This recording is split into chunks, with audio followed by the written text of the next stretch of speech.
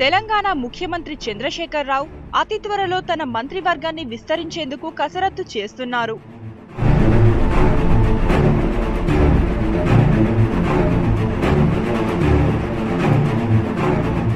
ఇప్పటికే దీనికి సంబంధించిన పార్టీ ముఖ్య నేతలతో, మంత్రివర్గ సభ్యులతో చర్చలు జరిపినట్లు సమాచారం.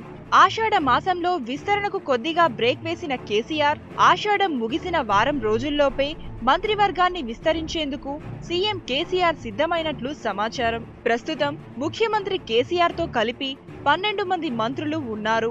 అయితే మరో 6గురిని మంత్రివర్గంలోకి తీసుకునే అవకాశం ఉంది. మంత్రివర్గంలో స్థానం దక్కని మహిళలు, గిరిజనులతో పాటు దళితుల్లో మరొక వర్గానికి న్యాయం చేసేందుకు కేసీఆర్ సిద్ధమైనట్లు పార్టీ వర్గాలు పేర్కొంటున్నాయి. మంత్రివర్గంలో స్థానం దక్కని జిల్లాలకు మొదటి ప్రాధాన్యతను ఇవ్వనున్నారు. అయితే ఖమ్మం జిల్లా నుంచి తెలంగాణ రాష్ట్ర సమితి నుండి ఒకే ఒక ఎమ్మెల్యే జలగం వెంకట్రావు గెలుపొందారు. మంత్రివర్గంలో చోటు లభించేందుకు ఆయనకు సామాజిక వర్గం అడ్డంకిగా మారింది. మహబూబ్ నగర్ జిల్లా నుంచి తొలి విడతలోనే జూపల్లికి స్థానం దక్కాల్సి ఉన్నా మంత్రి కాలేకపోయారు. దీంతో ఆయన ఇప్పటికే తీవ్ర అసంతృప్తితో ఉన్నారు. ఈ విషయాన్ని ఆయన తన అనుచరుల వద్ద కూడా వెళ్లగక్కినట్లు సమాచారం. దీంతో ఆయనకు మంత్రివర్గంలో స్థానం తప్పనిసరిగా మారింది.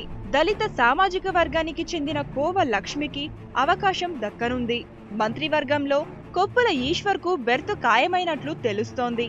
వరంగల్ జిల్లాలో రాజకీయంగా పలుకుబడి కలిగిన కొండా సురేఖకు మంత్రివర్గంలో స్థానం కల్పిస్తే పార్టీ బలోపేతమవుతుందని పార్టీ అధినేత సీఎం కేసీఆర్ భావిస్తున్నట్లు సమాచారం. ఉద్యోగుల కోటా నుంచి మహబూబ్ నగర్ ఎమ్మెల్యే శ్రీనివాస్ గౌడ్ కు మంత్రివర్గంలో స్థానం లభించే అవకాశం ఉంది. గిరిజన సామాజిక వర్గం నుంచి రేఖానాయక్, చందులాలలో ఒకరికి చోటు లభించే అవకాశం ఉన్నట్లు తెలుస్తోంది.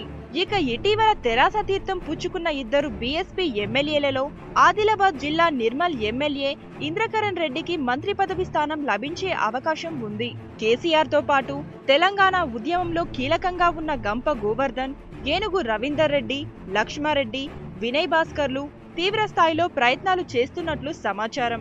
ఇప్పటికే ఈ విషయంపై ముఖ్యమంత్రి కేసీఆర్ తో పాటు పార్టీ ముఖ్య నేతల వద్ద తమ అభ్యర్థనలను వినిపించినట్లు తెలుస్తోంది.